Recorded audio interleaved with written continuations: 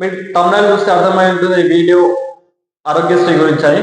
అసలు ఈ వీడియో చేయడానికి కారణం ఏంటంటే, ఈరోజు కాంగ్రెస్ పార్టీ రేవంత్ రెడ్డి గారి నాయకత్వంలో ఎన్నో మంచి పనులు చేస్తుంటే మంచి పనులను చూపించకుండా ఫేక్ న్యూస్లను చూపించుకుంటా ప్రజల దిమాగ్లో ఒక విషయం నాటడానికి ఈ రోజు నా మీడియా ప్రయత్నిస్తుంటే ఆ మీడియా నుంచి కొంతమంది పేడ్ బ్యాచ్ వాళ్ళకి పైసలు ఇచ్చి ప్రచారం చేపిస్తారు. ఈవెన్ సోషల్ మీడియాలో కూడా అందరు అమ్ముడు పోయి ఈరోజు రేవంత్ రెడ్డి గారు ప్రభుత్వం చేస్తున్న మంచి పనులను చూపేనికి ఒక్కొక్కరికి బనుకుతుంది. కావాల్సి ఫేక్ ప్రచారాలు చేసుకుంటా ప్రభుత్వం పైన వ్యతిరేకత వచ్చే రకంగా కావాల్సి ఫేక్ ప్రచారాలు చేస్తున్నారు. సో కావున ఈరోజు మీ అందరికి కాంగ్రెస్ పార్టీ చేసే మంచి ప్రయోజనాల గురించి ప్రతి పథకం గురించి మీకు చెప్దామని ఆలోచనతో నేను వీడియో చేస్తున్నా. Rajiv Aarogyasri greatest prime minister Manmohan Singh గారి కాలంలో గ్రేటెస్ట్ సీఎం రాజశేఖర రెడ్డి గారు ఈ పథకాన్ని ప్రారంభించారు. అంటే ఒక పేదల బాధ తెలిసిన లీడర్ వైఎస్ రాజశేఖర రెడ్డి గారు మీ అందరూ తెలుసు. పేదల కష్టాలను ఎట్లా తీర్చాలో ఆలోచన ఉన్న లీడర్, తాగు ఫామ్ హౌస్ లో పండుకునే లీడర్ కాదు.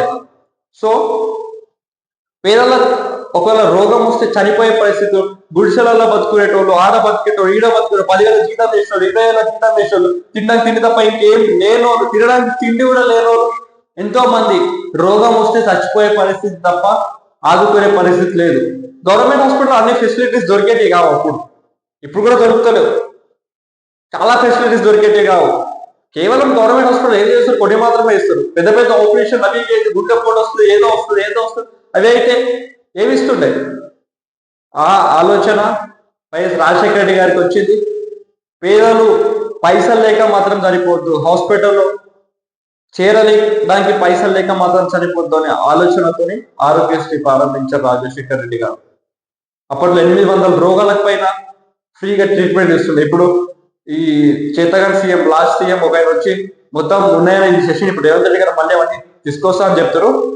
బట్ పేదవాడు ఎంత వాడైనా, వాడి బిల్ ఎంతైనా, వాడు ఏం చేసినా, వాడి ఏమున్నా ఒక తెల్ల రేషన్ కార్డు ఉంటే చాలు ఫ్రీగా ఏ హాస్పిటల్లో అయినా వాళ్ళు వైద్యం తీసుకునే రకంగా చర్యలు తీసుకున్న వ్యక్తి, గొప్ప వ్యక్తి వైఎస్ రాజశేఖర రెడ్డి గారు.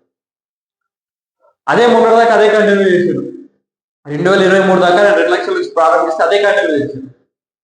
అంటే అది కూడా బిల్లు పే చేయడానికి శాతగా లేదు. కొంతమంది చేతగానే తాగుబోతు సీఎం నుండి ఆ బిల్లు కూడా పేమెంట్ చేయక కొన్ని రోజులు ఆలోచించి ఆగిపోయింది తెలంగాణలో. ఇప్పుడు ఆంధ్రలో ఎట్లయితే ఆగిపోయిందో, అంటే మీకు ఆంధ్రలో అయితే వేరే మాట. వైఎస్ రాజశేఖర రెడ్డి గారు రాజీవ్ గాంధీ ఆరోగ్యశ్రీ అని పెడితే సిగ్గులేని సన్నాసులు మీరు ఎన్టీఆర్ రామారావు పేరు మాట. ఎన్టీ రామారావు చాలా మంచి సీఎం గారు, కానీ ఎవరో పిల్లలకి పుట్టిన వాళ్ళకు మన పేర్లు పెట్టుకుంటే ఎట్లా నడవదు కదా. సో అదే రకంగా ఇప్పుడు రేవంత్ రెడ్డి గారు దాన్ని ఆలోచించి 10 లక్షలు చేసారు. పేద ప్రజలకు 2 లక్షలు సరిపోతలేవు.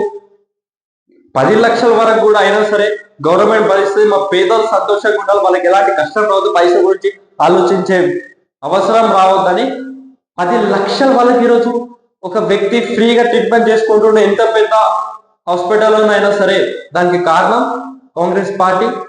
అప్పుడు రాజశేఖర రెడ్డి గారు, ఇప్పుడు రేవంత్ రెడ్డి గారు 10 లక్షల వరకు ఫ్రీగా ట్రీట్మెంట్ ఇచ్చే ఆరోగ్యశ్రీ గురించి మీరు అందరూ గుర్తుపెట్టుకోవాలి, ఫేక్ మీడియా గురించి కాదు. Thank you.